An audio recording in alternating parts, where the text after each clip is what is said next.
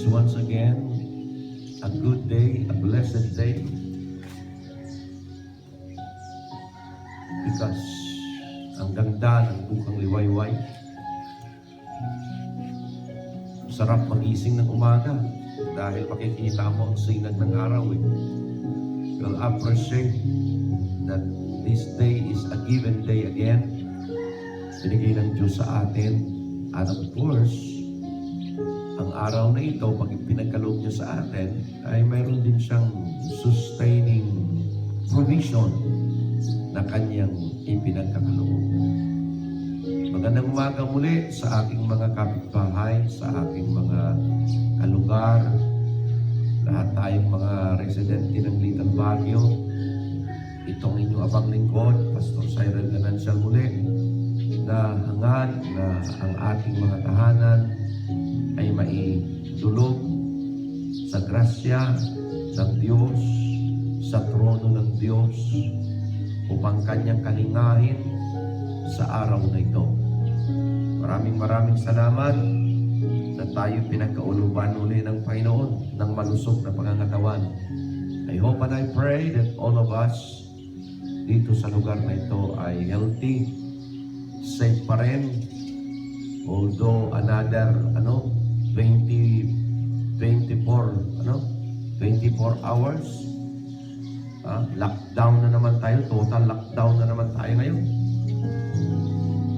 At yan po yung sinasabi kong we need to be very cautious. Hindi dapat tayo maging careless dahil di natin hawak ang coronavirus. Hindi ba yan nasusupil? Opo. Kaya pag ikaw will go to a crowded place, crowded with people, ang iba excited na excited magtrabaho. Pero sigurado ka ba, pag uwi mo, wala kang virus na dadalhin para sa tahanan mo. Ang iba excited na lumabas. Hindi naman masama po kung lalabas tayo, pero siguraduhin natin napaka-importante ang ating lakad. At sa paglalakad natin sa labas, exposing ourselves with people, ay kailangan maingat talaga tayo. Disiplinado dapat. Ang ibang mga tao hindi nag-discipline. Para din yung nagkakwangkay, nagdadrive ng sasakyan Kaya oftentimes may disgrasya dahil may mga ibang mga tao, ibang mga driver, hindi talaga careful sa pagdadrive. Kasero. Hindi nagsusunod ng law. Kung mayroon namang ibang aksidente na hindi human error, pero mga minamahal ko, itong virus na ito, oftentimes yan, human error yan Kaya tayo nahahawaan, maliban na lang of course sa mga frontliners natin. Pero yung mga local people lang, kaya nahahawaan kasi hindi nagiging maingat talaga. May isa na naman, positibo, declared. Higpit na naman ngayon. Kaya wala tayo, hinigpitan uli. Sinabi sa mga lahat, barangay, na mag-iingat, i-secure nyo yung mga borders ninyo, lugar ninyo. Alam mo bakit? Kasi tracing na naman yan. Mula doon sa na-positive, iti-trace lahat. May-membro ako sa Yangka. 2 pamilya ang membro ko sa Yangka.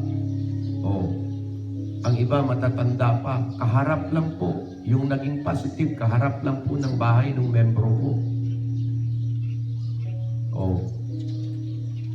Tapos yung isang membro, sabi niya, nagtitext sa akin, Pastor, sa linggo pupunta na ako sa simbahan. Sabi ko, paano ngayon yan? Lockdown kayo. Hindi pa po pwede, sabi ko. Very careful. Talaga. Kaya, tayo na mga dito sa Little Baguio, let us be very careful in everything that we move and do. Kahit nag-GCQ na, napansin nyo naman siguro, paglabas mo, ang traffic dito, traffic doon. Siksikan yung mga tao.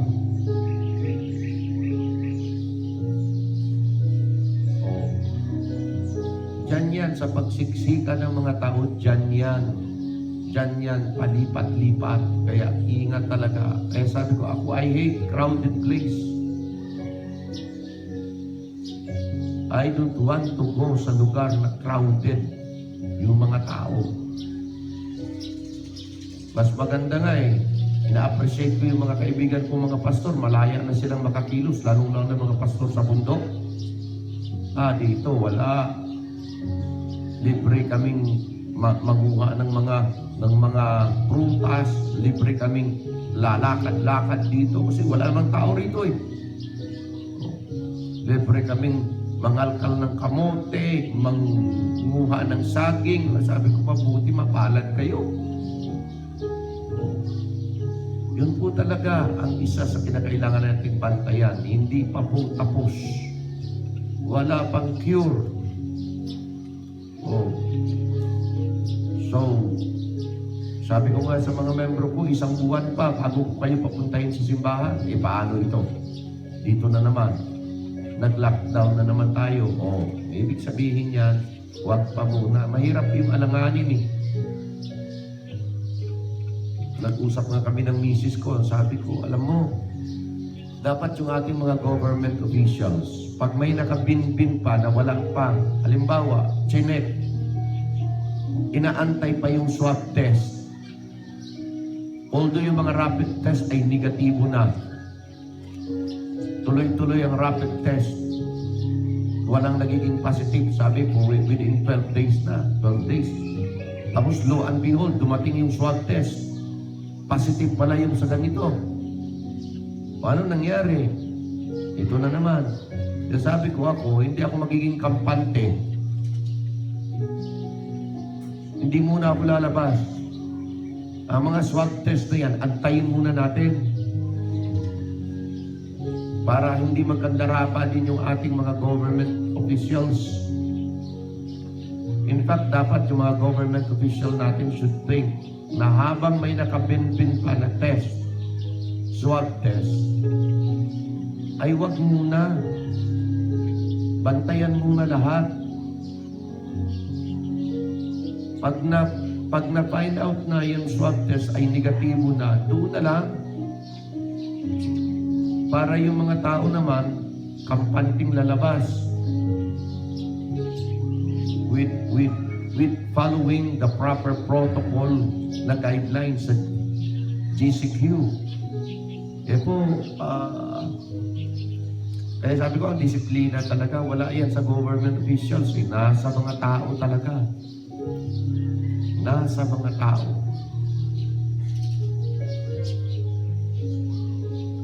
Karamihan hinahangad, ay salamat, kami ay makapagtrabaho na, may hanap buhay na kami. Oo nga, hanap buhay nga. Tapos nakahanap ka naman ng virus, di patay ka rin, hanap patay ang labas.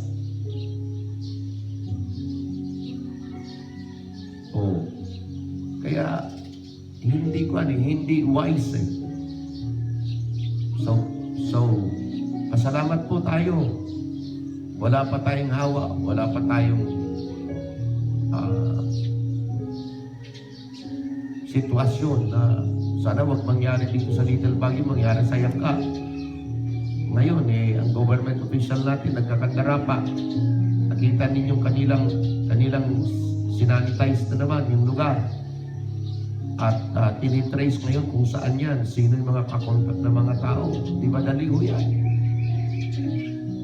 Inaalam kung ano yung root cause. Saan nag-umpisa. So, panalangin po natin yung ating mga government officials na magampanan nila itong huli natin. Salamat tayo sa ating puting mayor. Hindi na talagang on guard. Kalagad. Ano mga dapat gawin? Of course, mga kapatid, tulong-tulong din yan sila. Hindi lang yan si mayor, kasama si vice mayor dyan, kasama lahat dyan ng mga sangguniang bayan at mga baryo kapitan. Pinapatawag yan. Nag-uusap sila kung ano mga dapat gawin. Kaya tayong mga tao, dapat very kampante tayo at kinakailangan tayo po ay manatili lang sa mga lugar natin. At tayo din manalangin para sa kanila na ma-trace at kaagad-agad, ma-isolate, ma-secure ang lugar. Buting lang yan, isa lang. E paano kayo kung 10 katao yan? Hirap na hirap sila yan pag marami. So yun po pinaka-purpose na kinakailangan alerto tayo. Maraming salamat po. Uli, I'm praying for our place na hopefully ma-declare uli na negatibo. Patuloy tayo. Aasa tayo sa Panginoon. Kahapon I have shared to you for our food for the day, spiritual food for the thoughts, spiritual thoughts for the day. Kahapon, sinare ko po sa inyo yung sinasabi ni Lord na to accumulate wealth, don't you ever forget, it is I who give you the ability. It is I who give you the opportunity. It is the Lord who given us power to get wealth. Pero ang principles dyan taught ay don't forget, beware. Beware. The purpose kaya ang children of Israel dinala ng Panginoon sa wilderness for wandering because may purpose yan. Sabi doon, and thou shalt remember all the way which the Lord thy God lead thee these 40 years in the wilderness. Una yan, to humble thee. Ibig sabihin sila yung mga tao na mayayabang, ma-pride. To humble thee. To prove thee. Subukin to know what was in their heart. Alam ng Diyos ang puso ng tao. Pero oftentimes yung tao, di niya alam kung ano puso niya. Ibang tao nag-claim, humble ako. Yung pala hambog. O ako talagang mabait ako. Oo, pagtulog. Sabi ng iba. Talaga ako ay mapagpakawang gawa ako. Mabuti akong tao. Ganun oftentimes ang tingin natin sa sarili natin eh. Pero pag dumating na sa testing, pagdating na sa kagipit-gipitan, doon mo makikita kung ano talaga ang puso ng tao. Sabi ng Panginoon, I will bring you to the wilderness of 40 years of wandering for you to know what was in your heart. Okay? Whether thou wouldest keep His commandments or no. Ayan. Pero sinabi na ni Lord, oy, kayong mga tao kayo, although pinili ko kayo, ay ma-pride kayong tao. Ma-pride. Ang tanong, sinong taong hindi ma-pride? Maybe sooner, ituturo ko sa inyo. Nasabi ko nga kahapon, saan ang gagaling yung pride ng tao? Oftentimes, tatlo. Sa kanyang edukasyon. Dati, hindi naman nakapag-aral. Makita mo, mababa lang ang kalooban. Sa kanyang posisyon. Dati wala siyang posisyon. Pero nung nailagay na sa pwesto, sa posisyon, abay, umiba na. So, education, posisyon, at saka ang kanyang yaman. Dati, hindi naman mayaman eh. Ang baba lang. Pero nung siya ay umangat na yung buhay, na iba na. Pero ang tanong, masama bang mag-aral, pastor, para ikaw ay dudunong? Hindi. Masama ba na ikaw ay magsikap upang umunlad ang buhay at pagpalain? Hindi rin. Masama ba na ikaw ay magpakasipag pagkatapos ikay mapupromote, tataas ang posisyon mo? Or wala ka, ikaw dati ordinaryong tao lang, nag-run ka as a politician, tapos nailagay ka, nailuklo ka, nagka-posisyon ka. Masama bang magkaganon? Hindi ho masama. Ang nagiging masama ay ito, idagdag mo na ang marami pa, even personal accomplishment. Okay? Idagdag na natin yan, ano mang accomplishment mo sa buhay. Aangat lahat sa buhay. Pero huwag niyong hayaan na pag-angat ng lahat ninyo, ang inyong edukasyon aangat, ang inyong posisyon aangat, ang inyong yaman ay aangat. Huwag niyong hayaan, at ano pa mang aangat sa buhay ninyo, huwag niyong hahayaan sasama ito. Kasi susceptible tayo dito lahat eh. Huwag niyong hayaan sasama ang sarili. Pag tumaas ang iyong yaman, huwag sasama sarili sa yaman. Pag tumaas ang iyong edukasyon, huwag sumama ang sarili sa edukasyon mo. Bakit po? Ang tamang lugar ng self is in the bottom. Sabi nga, walang kang kabagsak. Pag ang sarili mo nasa baba, paangatin mo na lahat. Lahat mag-great accomplishment ka na sa lupang ito. Siguraduhin lang, huwag sumama sa anumang bagay sa buhay na pag-angat mo ang iyong sarili. Ang sarili dapat nasa baba pa rin. Sabi ko nga, pag ang sarili ko nasa baba, kahit ano pang pag-unlad at pag-angat ng aking buhay, hindi ako babagsak. Kasi wala na akong kabagsakan eh. Nandoon na sa baba ang sarili. Yan. Now today, I will deal about pride. What is pride? Of course, the Bible has a very clear example. Isang hari po ang aking dalhin sa inyo at aking isi-share sa inyo ang kanyang buhay. Okay? This man, this king has a dream. Kasi sa Old Testament po, wala pa silang Word of God. Therefore, sila po ay umaasa sa mga pasabi, sa mga panaginip.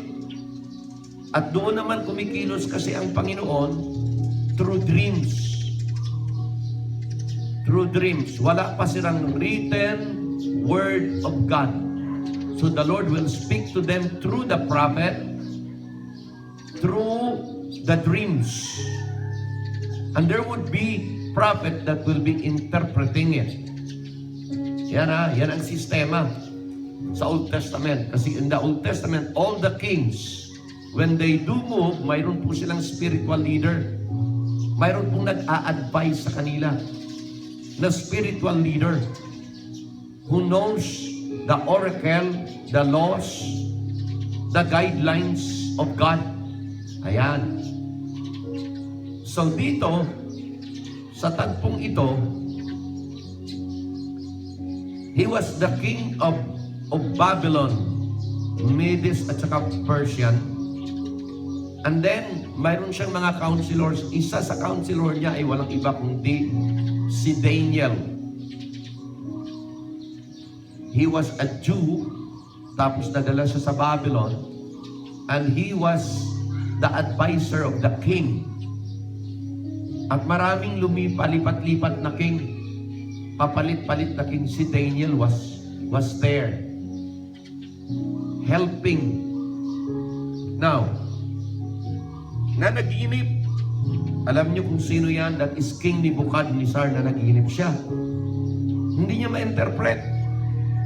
So pinatawag niya ang kanyang pinakamagagaling na mga interpreter. Walang maka-interpret. Sabi sa verse 8, Daniel chapter 4 verse 8, but at the last Daniel came in before me, whose name was Belteshazzar. Si Daniel, pinalitan yung pangalan niya kasi Jewish name yung Daniel eh. Sa Babylon, pinangalanan si Daniel Belteshazzar according to the name of my God. Ayan. Pero ang God dyan, maliit na Diyos. And in whom is the spirit of the holy gods. And before him, I hold the dream, saying, ayan. So sinabi kay Daniel, because alam niya, si Daniel ay may Diyos na kung saan nagre-reveal ng dreams. At sinabi po niya kung anong dream niya. Ito po, pansinin niyo sabi ni Daniel. Ito po ha, hindi pa po nangyayari ito kay Nebuchadnezzar. Pero yung kanyang dream, ininterpret na ni Daniel for him to be warned. Ang sabi ni Daniel, let his heart be changed from man and let a beast heart be given to him, and let 7 times pass over him.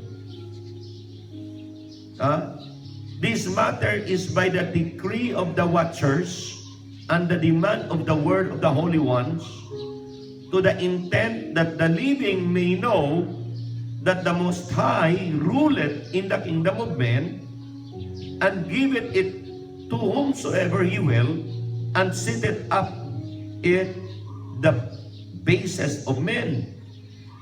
This dream I, King Nebuchadnezzar, have seen. Now thou, O Belteshazzar, declare the interpretation thereof. For as much as all the wise men of the kingdom are not able to make known unto me the interpretation, but thou art able, for the Spirit of the Holy Gods is in thee. Doon ang sinasabi yan ni King Nebuchadnezzar, dinidemand niya kay Daniel na i-interpret. Ito po yung interpretation. Verse 24, chapter 4 ng Daniel. This is the interpretation, O King. And this is the decree of the Most High, which is come upon my Lord the King. Ano mangyayari? That they shall drive thee from men, and thy dwelling shall be like the beasts of the field, and they shall make thee to eat grass as oxen, and they shall wet thee with the dew of heaven, and 7 times shall pass over thee, till thou know that the Most High ruleth in the kingdom of men, and giveth it to whomsoever he will. And whereas they commanded to leave the stump of the tree roots, thy kingdom shall be sure unto thee, after thou shalt have known that the heavens do rule. Wherefore, O King, let my counsel be acceptable unto thee, and break off thy sins by righteousness, and thine iniquity to show mercy to the poor, if it may be a lengthening of thy tranquility. And this come upon King Nebuchadnezzar at the end of 12 months. He walked in his palace of the kingdom of Babylon. And King spake and said, is not this great Babylon that I have built for the house of the kingdom by the might of my power and for the honor of my majesty? Oh, binigyan na po siya ng warning. King Nebuchadnezzar, pag hindi ka magre-recognize na may mas makapangyarihan sa iyo, at yung sinasabi na the Most High ruleth in the kingdom of men and giveth it to whomsoever he will. Okay? Kinakailangan i-recognize mo ito. Na-interpret na sa kanya after 12 months of his ruling. Lumabas siya sa kanyang palasyong ganyan. Doon siya sa balcony ng kanyang palasyong napakaganda. Tapos nagsalita, is not this great Babylon that I have built for the house of the kingdom by the might of my power and for the honor of my majesty? Oh,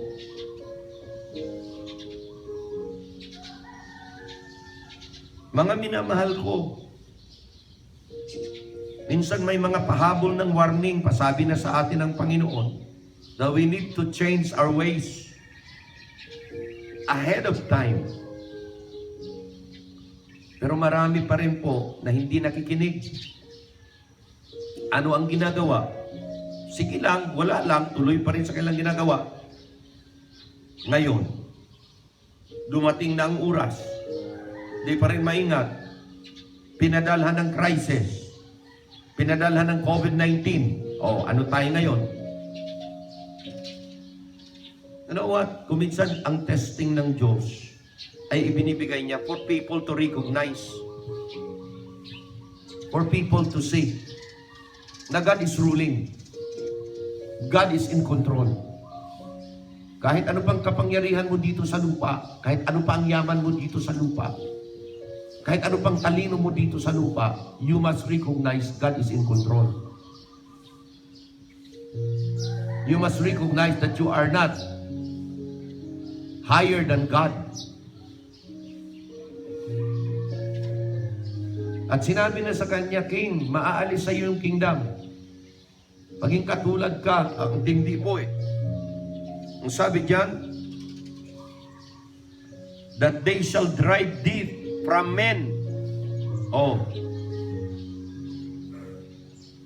Aalisin ka sa maraming tao. Magiging isa ka na lang. Mag-iisa ka. I-isolate ka. Wow. Oh. That they shall drive thee from men, thy dwelling shall be with a beast of the field. Ay naku, ang matindi yan. Hindi na kasama mo mga tao. Ang kasama mo mga hayop. Mga mababangis na hayop. Saan? Sa kabundukan. In the forest, wild beast in the forest. Kasi po kung titingnan nyo yan, dugtungan natin ito bukas ha.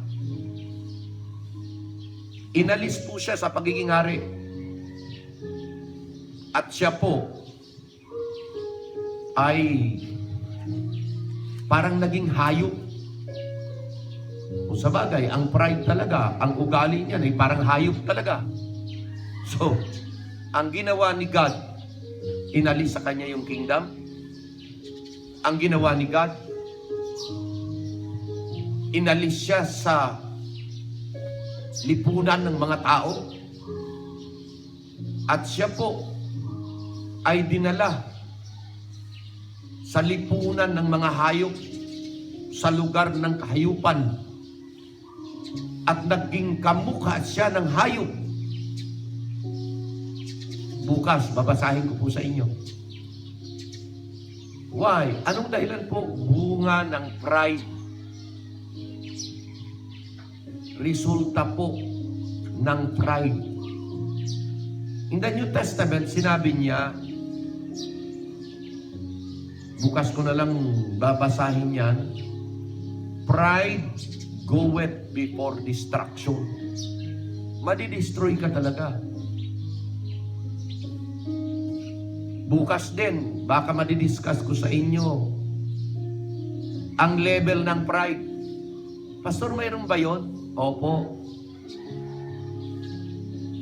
Mayroon pong iba't ibang klaseng pride ng tao.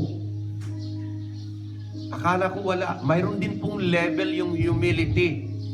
Kababaan ng kalooban. Siguro, pag-aralan din po natin yan. Isishare ko rin po sa inyo yan. Ang ganda eh. This will serve for us as a warning. Mayroon nga rin po akong isa pang isinishare na yung tinatawag, how to maintain humility. Ayan. May isishare ko rin po dito sa inyo isang araw, isang umaga. Pero po, ito ay napaka-importanting ating magtyagan. Sino pong magbabantay nito? Bantayan nyo sarili nyo. Huwag nyo babantayan ang iba pa. Marami pong tao mahilig bumantay sa iba. Buhay ng may buhay ang kailang binabantayan. Alam nyo, sabi ko sa mga membro ko, alam nyo, ang pinaka-safe na bantayan, sarili po natin. Yun po ang pinaka-magandang bantayan. Bantayan mo sarili mo. Huwag mong babantayan yung mali-mali ng iba. Malay mo. You guard yourself. Yun ang safest place to guard. Bakit po? Because sa sariling ito, pag hindi natin babantayan ito, magwawala ito at magyayabang. Lalong-lalo na kung marami na tayong accomplishment sa buhay. Ha? Kaya ito yung pinagmamalaki ni King Nebuchadnezzar. Hindi ba itong Great Babylon? Ha? Na aking na-accomplish? Okay. Is not this the Great Babylon that I have built for the house of the kingdom by the might of my power and by the honor of my majesty? 12 months po yan. 12 months. Bago po nangyari yung sinabi niya yan, bago po nangyari yung sinabi niya yan, 12 months po yan. Doon ininterpret sa kanya ni Daniel ang kanyang panaginip. Isang taon po, isang taon bago in-execute yung kanyang dream. Pero hindi po siya natuto eh. Sinabi na sa kanya kung ano maging outcome. After a year, yun, pagkagising niya sa umaga, sobrang ma-pride na tao. Yun ang mga sinabi niya. While the words was in the king's mouth, there fell a voice from heaven saying, O King Nebuchadnezzar, today it is spoken, the kingdom is departed from thee. Wow! Yun na. Anong dahilan? Pride. Pwede pala, pag ang isang tao magiging proud, lahat ng kanyang yaman, lahat ng kanyang kontrol, lahat po ng kanyang kapangyarihan, wala na. Aalisin ng Diyos sa kanya. Let me pray for you today. Dakilang Diyos, help us to be humble enough to recognize na mayroong tao sa langit or mayroong Diyos sa langit. Kaming mga tao sa lupa na i-recognize namin lagi na you are the one ruling in the kingdom of men. At kahit anumang posisyon namin dito sa lupa, kahit anumang angat at accomplishment namin sa buhay, ay walang saysay o Diyos. Kung wala kayo, at kung hindi namin i-recognize kung sino kayo, aking dinadala ang lahat ng residente sa Little Baguio. Help us to have that humble spirit, that spirit that will always recognize that we cannot do things without you. Help all the people, Lord, of all the families here. Kahit anumang naabot namin sa buhay, lagi namin iisipin na nakatapak kami pa rin sa lupa. At kailanman, ang safest place is for us to be always in the bottom. Tulungan nyo ang bawat family today na magiging healthy, ang bawat family today na magiging strong, ang bawat family today na magiging provided, ang lahat po ng physical needs, ang lahat po ng financial needs. Lord, provide all the spiritual needs of all our residents sa Little Baguio, Panginoon. Ingatan niyo po kami, koberan niyo po kami ng inyong kamay na lahat ng aming mga gagawin ngayong araw, kasihan po ninyo na ito'y giginhawa at magtagumpay. Lord, if some of us will go out today from our place, our home, go to any other place, Panginoon, I pray for your shield and protection, na we can go home, walang virus, Panginoon. We can go home from the place where we go, na hindi ho kami magdala ng cause, ng effect ng virus sa aming pamilya. Tulungan niyo kami na sa araw na itong muli, Maging panatag ang aming mga buhay, payapa ang aming kalooban, dahil nakadulog kami sa inyo at nakadalangin kami sa inyo, Panginoon. We praise you, Lord, na kayo pa rin ang Diyos who rule in the kingdom of God. Dinadala namin ang aming bansa, ang aming mga government official, local, mga frontliners at mga sick people, as the God who control the universe. Lord, you control also the earth. We pray for the Philippines. Have mercy on us. We pray, Lord, that you will and continually give wisdom sa aming presidente, sa aming mga cabinet members, sa lahat ho ng mga secretaries who are working in all the areas of government offices. Tulungan ho ninyo na we will always recognize that you rule in the kingdom of men. You rule in this earth. Sana mga leaders namin will always look upon you. Hindi magtiwala sa sarili nilang galing, sa sarili nilang tulong, but magtiwala sa inyo. I pray, Lord, for healing again sa aming bansa. Patnubayan niyo kami. At Lord, sa abot ng aming makakaya ay magtiwala lang talaga sa inyo, na ang aming confidence will be to you alone. Bless us today and keep us always protected and preserved. In Jesus' name, Amen.